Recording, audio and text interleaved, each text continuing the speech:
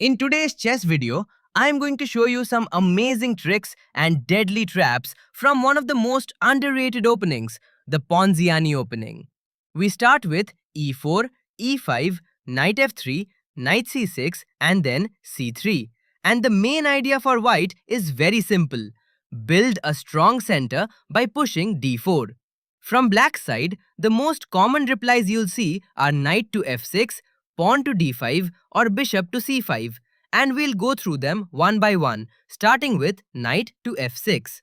After black attacks our e4 pawn, we calmly play d4, and now black has three choices. He can capture on e4, capture on d4 or try to defend the pawn with d6. If black grabs the pawn with the knight, we push forward and suddenly that knight is in trouble because after b4 it gets trapped. So most players retreat it to e7 instead of wasting time by going back to b8. Now we simply regain our pawn and reach a very unusual position where all three knights are lined up. At this moment, most players get worried about the knight in the center and play the very natural looking move d6, attacking it and opening the bishop. And in fact, nearly 80% of players choose this move according to the database. But this is where black makes a huge mistake because after d6, we immediately play bishop b5 check. And no matter how black tries to block, the position collapses. If bishop d7, then bishop takes d7, queen takes d7 and black's queen is gone, leaving white clearly winning. Going back, a logical move is to block with c6. We take the pawn and now if he captures our knight, then after a forced move sequence like this, we first get the rook, then we take the knight and ultimately we take this sweetie as well. And as you can see, we're completely winning it from here. Alright, going back to this position, instead of capturing the knight, if black decides to take the pawn, then we simply recapture with the knight. After the exchanges, we reach a powerful three-way fork, and in the end, we pick up this knight as well. Now, if you look at the position, white is clearly ahead by a full knight and a pawn, and at this point, the game is basically decided. White has a huge material advantage and is completely dominating the position. Going back in this position, after we recapture with the knight, black can try to be a little cheeky with the move like queen to b6, attacking our bishop and also creating a threat of checkmate on f2. But there's absolutely no need to worry here because we can deal with this very comfortably.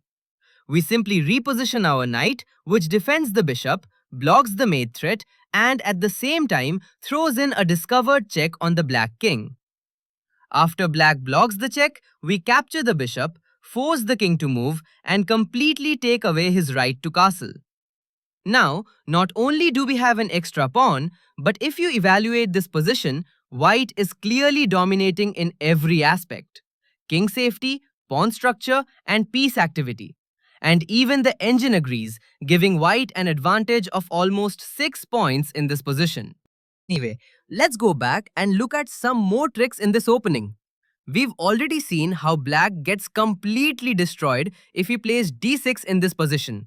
But what if black chooses knight to g6 instead, opening up the bishop's diagonal? This is actually the best move for black because he's offering a knight exchange and this knight isn't even defended. But here, instead of saving our knight, we set up a very cunning little trap.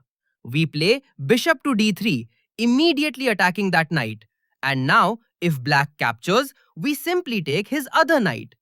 So black may try to get smart and think that since this knight is going to die anyway, why not grab the pawn, attack the queen and rook, and open up the king? Sounds logical, right? Well, if black gets greedy and takes that pawn, then he's completely lost. We don't even bother saving the queen here. Let him take it if he wants.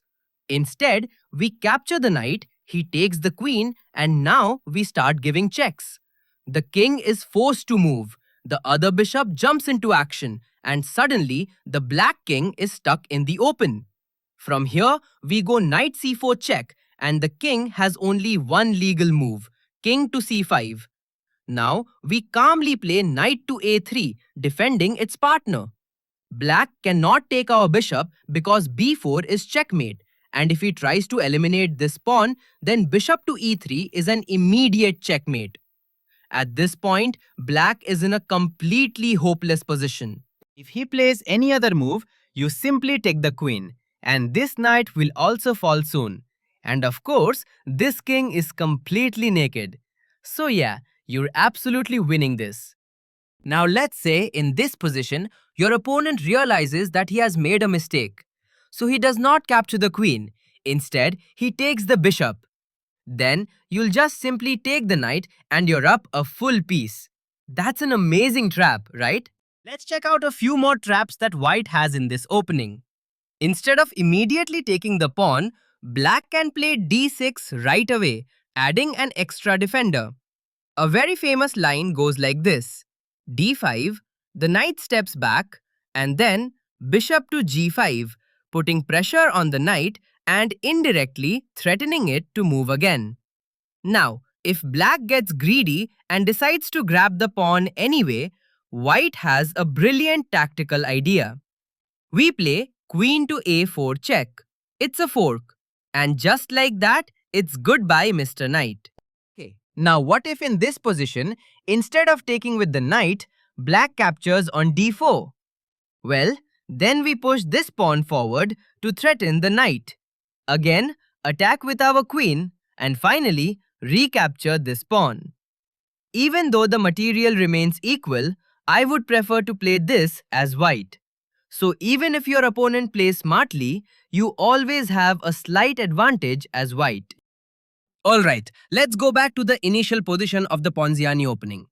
We've seen all the traps that appear after the most popular move, knight to f6. And even if black chooses something else like d6 or bishop to c5, our plan remains the same. Push for the center with d4. There is just one important exception. If black plays d5 immediately, then the best response is to bring out the queen and attack along this diagonal.